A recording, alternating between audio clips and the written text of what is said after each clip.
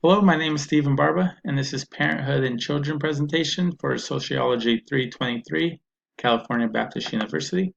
First slide is factors to consider. There are many factors to consider when deciding about parenthood. Cost of living, are we going to be able to afford a child?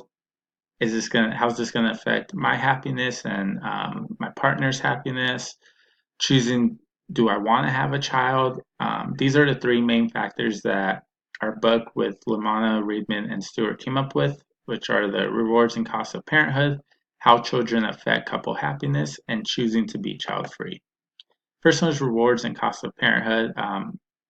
Costs of children are very high. According to United States Department of Agriculture, um, they calculated that in 2015, families would spend an average of $12,980 for just one child. That's with a married couple and a middle income. The cost of food, the cost of shelter, clothing, medical expenses, all of this is considered, and everything can come up, can rise up, and especially in today's cost of living, it's very much more expensive, and it costs a lot to raise a child, and that's just a single child. It can cost over $230,000 from when they're born to they're 18 for one child, and that's not even talking about multiple children. So it is very costly for having children, but also there's a lot of rewards, benefits to having children. Life with children can bring an important purpose to your life. According to her book, 57% of wives and 45% of husbands agree that life with children gives them more of an important purpose, gives you more of that fulfillment, that satisfaction that you have with a child. Um, it can bring that piece of your heart that you didn't know was missing, and fulfill it.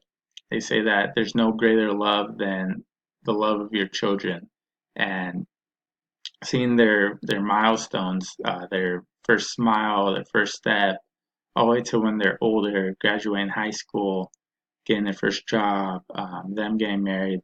It just brings a purpose that I did this, that myself and my wife did this. We created someone that God brought to us, and I have that purpose that you were missing, that you didn't know that you were missing. Um, Also, a factor is couples happiness. It can stabilize your relationship. The United States Census Bureau reported that 69% of children belong to married couples. That's a really good percentage, especially with the divorce rates that we've always had, and it's always important to have that stable relationship. I know for myself, it was important that my parents were always happy together, and they're still married to this day. And seeing that is definitely helped the person that I became and how I am with my wife and having our newborn child. Um, I have that type of solid foundation that I believe is very important to have. However, marital satisfaction does tend to decline over time, whether you have children or not. Having that spark that you once had, that compatibility that you thought you had, can flame out, and there are conflicts that can occur with home responsibilities when a child arrives. Not knowing, not having that solid relationship that you thought you had, one person doing most of the child household chores can definitely put stress on a relationship. If one person is doing all the feeding, the diaper changes, the cooking, cleaning, it can definitely put stress and have that type of resentment to the other person that your child doesn't necessarily bring, but those child responsibilities, having the responsibilities for the children, can highlight the stressing relationship and put a damper on it. Okay, next one is choosing to be child free. In our book, they talk about voluntary child free, which is the deliberate choice not to become a parent. A lot of people don't always want children. It's not always in everyone's plan to have a child. Some people just want to be on their own or just have them and their time with their significant other, wanting to travel, only focus on their career. Not everyone wants to have children. However, there's social pressure to have children from your friends who have had child or children or are pregnant, to your parents wanting to have grandchildren. It's very easy to be caught up into that moment where you give in to what other people want, not just with children, but with everything in life. Um, However, in our book, it shows that there can be regret at a later age when childless. Some people have that feeling of depression that um, they didn't have a child, or unfortunately, they couldn't have a child, and they feel like a piece of them is missing of not having that children. Okay, trends in parenthood. Trends have definitely changed over time. More children are living with single parents. In the 60s, there was about 9% of children living with single parents, where 2012, there's 28%.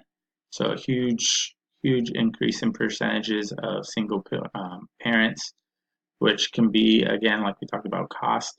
It can cost even more if you're a single parent. It can be a lot harder you have to take on all of the responsibilities, and those are trends for that. Couples are waiting longer to have children. Um, the Census Bureau reported that the median age when adults first marry continues to rise. In 2016, it was age 29 and a half for men and 27.4 for women, which is up from ages 23 for men and 20 in 1947. So it's a lot more common for people to get married and have children when they're older now instead of having it earlier on in their life. And more couples are having just one child instead of multiple. It's very common now and more socially accepted for families to not have a big family but just have a single child. 20% of American families have only one child um, in today's society. Yeah, advantages of parenting in the 21st century. There's more education, some more knowledge of parenting, knowing that there's resources everywhere and books and doctors and even just your parents' knowledge or other people's knowledge of how to raise a child. Better technology, it definitely helps that when kids have cell phones, knowing where they are, when back in the day before cell phones were here, they can be late running from school or from practice, and just shooting a text, knowing that they're safe, definitely can relieve some stress. But also just having the quick resource of looking something up on is my child, what do I do when this happens? It's definitely a lot easier today to have that technology. Challenges of parenting in the 21st century, there's conflicts with the working rule. A lot of people these days dive into their whole career, and when you have a child, it's tougher to just focus on your career or anything else like that. It's your child's your main responsibility. Many conflicting values and points of view. So again, with that knowledge, it's very good to know, but also it can be overwhelming. Um, the advice of parenting is can range all over the place on should you spank, should you not spank, not having you shouldn't have blankets in a crib, but our parents always had tons of blankets. They put us on a couch instead of a bassinet. So having those conflicting views can be very stressful and overwhelming for especially for first time parents. And also caring for children and your elderly parents. Um, Having that type of responsibility can cause a big stress, and having to balance it is would be very tough. Um, Also, the Bible and parenting. I put a couple quotes or a couple verses here, like Psalm 127, 3 through 5, on what the Lord thinks and what is in Scripture on how we should raise our children and why we have children. Children are a heritage from the Lord, offspring a reward from Him. Like arrows in the hands of a warrior are children born in one's youth. Blessed is the man whose quiver is full of them. They will not be put to shame when they contend with their opponents in court. It's very important to have God in your life, especially when you're raising children. We are His children. He's our Father, and He looks over all of us. And Proverbs always talks about how we should be with our children and disciplining our children. And Proverbs 29:17 talks about discipline your children, they will give you peace. They will bring you delights. They will bring you the delights you desire. So that's how we should raise our children. Respect, respect your mother and your father, and teach them discipline. And these are the references, and that will be it. Thank you.